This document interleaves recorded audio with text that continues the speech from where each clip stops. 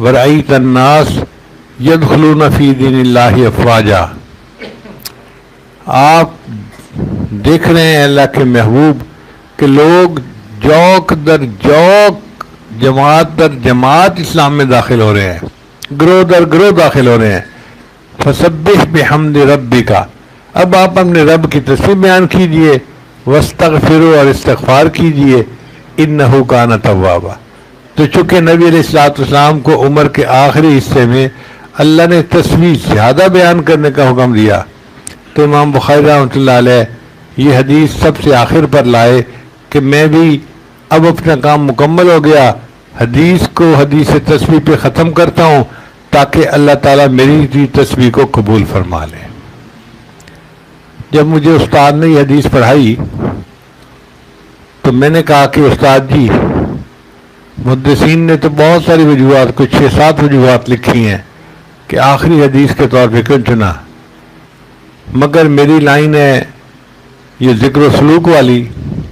اور جس لائن کا بندہ ہو تو اسی کے خیال اس کو زیادہ آتے ہیں۔ تو میں نے کہا استاد جی ایک بات میرے بھی ذہن میں آ رہی ہے، میں بتاؤں؟ کہنے لگے بتاؤ۔ میں نے کہا ہمارے پاس بندے آتے ہیں، پریشانی ہے، کوئی عمل بتاؤ حل کے لیے، قرضے میں ڈوبے ہوئے ہیں، کوئی عمل بتاؤ حل کے لیے، بچی کا رشتہ نہیں ہو رہا، کوئی عمل بتاؤ حل کے لیے۔ تو یہ کام لے کے لوگ ہمارے پاس آتے ہیں۔ تو مجھے تو یوں لگتا ہے کہ امام بخاری رحمۃ اللہ نے اس حدیث کو سب سے آخر پہ اس لیے لکھا کہ اب یہ طالبات پڑھنے کے بعد اپنے گھروں میں چلی جائیں گی، پھر ان کے رشتے آئیں گے اور ان کی شادیاں ہوں گی، اور ان کو سسرال کی زندگی گزارنی پڑے گی۔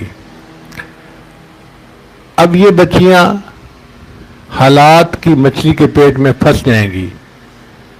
مثلا ایک بچی کے رشتے نہیں آ رہے، اب وہ کیا کرے، عمر بڑھتی جا رہی ہے، تو ماں باپ بچی کو خود تو نہیں کہیں چھوڑ کے آئیں گے، کوئی مانگے گا رشتہ تو نکاح کریں گے نا، اور بچی خود تو کچھ نہیں کر سکتی، وہ حالات کی مچھلی کے پیٹ میں پھنسی ہوئی ہے، اب کیسے نکلے اس کو سمجھ نہیں ہے۔ ایک عالم بن گیا، اس نے اپنا کاروبار شروع کر دیا اور قرضے کی مچھلی کے پیٹ میں پھنس گیا، اب قرضے سے کیسے نکلے اس کو سمجھ نہیں آ رہی، تو وہ چاہتا ہے کہ مجھے کوئی عمل بتائے کہ میں اس حالات میں سے کیسے باہر نکلوں۔ تو سنیے، حضرت یونس علیہ السلام اللہ کے پیغمبر تھے، اللہ کی منشا سے وہ مچھلی کے پیٹ میں چلے گئے، اب ان کو مچھلی کے پیٹ سے نکلنے کی کوئی صورت نظر نہیں آتی تھی، تو انہوں نے مچھلی کے پیٹ میں اللہ کی تسبیح بیان کی تھی، لا الہ الا انت سبحانک انی کنت من الظالمین، اور اس تسبیح کی وجہ سے اللہ نے ان کو مچھلی کے پیٹ سے نجات عطا فرما دی تھی۔ اللہ فرماتے ہیں فلولا انہ کان من المسبحین، اگر یونس علیہ السلام اللہ کی تسبیح بیان نہ کرتے للبث فی بطنہ الی یوم یبعثون، وہ قیامت تک مچھلی کے پیٹ کے اندر رہتے نکل نہ سکتے۔ اب بتائیں کتنی بڑی قید تھی کہ قیامت تک انہوں نے مچھلی کے پیٹ میں رہنا تھا، مگر تسبیح بیان کرنے کی وجہ سے اللہ نے مچھلی کے پیٹ سے ان کو نکال دیا۔ تو امام بخاری رحمۃ اللہ نے سبق دے دیا کہ طالب علموں تم جاؤ گے، تمہیں اپنے حالات کی وجہ سے پریشان ہونے کی ضرورت نہیں، نہ عاملوں کے بعد جا کے ایمان خراب کرنے کی ضرورت ہے، تم تسبیح پڑھ لینا، جس حال میں بھی ہوگے اللہ مچھلی کے حالات کی مچھلی کے پیٹ سے تمہیں نکال دیں گے اور تمہارے مسئلے کو اللہ حل کر دیں گے۔